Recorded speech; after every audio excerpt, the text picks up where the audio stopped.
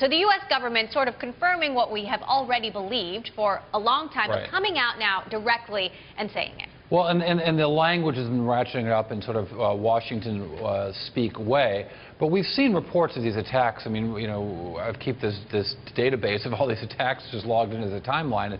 And there are so many, it's hard to pick from which might illustrate the problem well. But they've been going on for a long time, all kinds of companies. I think some of the most alarming have been some of the corporate actions as well as the government ones and the in-between. Military contractor Lockheed, maybe Lockheed Martin, one of the maybe most notable of those hacks. When we saw this in their timeline of all of the events, Lockheed Martin in May of 2011 said that they've been involved in a significant and tenacious attack, an attack that seemed to emanate from China. Many computer experts looked at that and said it was coming from China.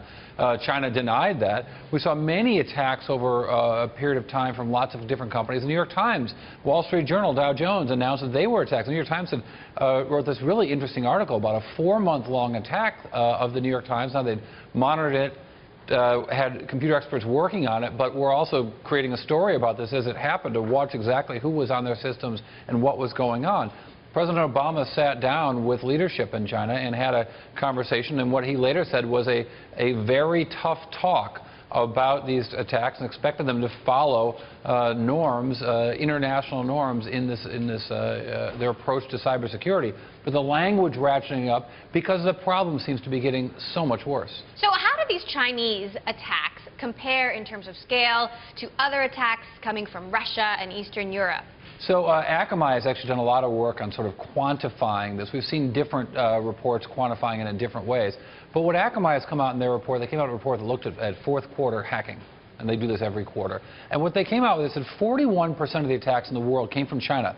The U.S. was second with 10% of the attacks. China's attacks increased 300% over the previous year and 33% over the previous quarter. So they're ratcheting up on an annual basis. They're ratcheting up on a quarterly basis. Tons of them, 41% of all of the world attacks. Not Eastern Europe is not the big problem. U.S. and China, but the U.S. with only a quarter as much as that is coming out of China. So it's a big problem. It's a problem that's getting a lot worse. And I think that's one of the reasons you see the language ratcheting up here.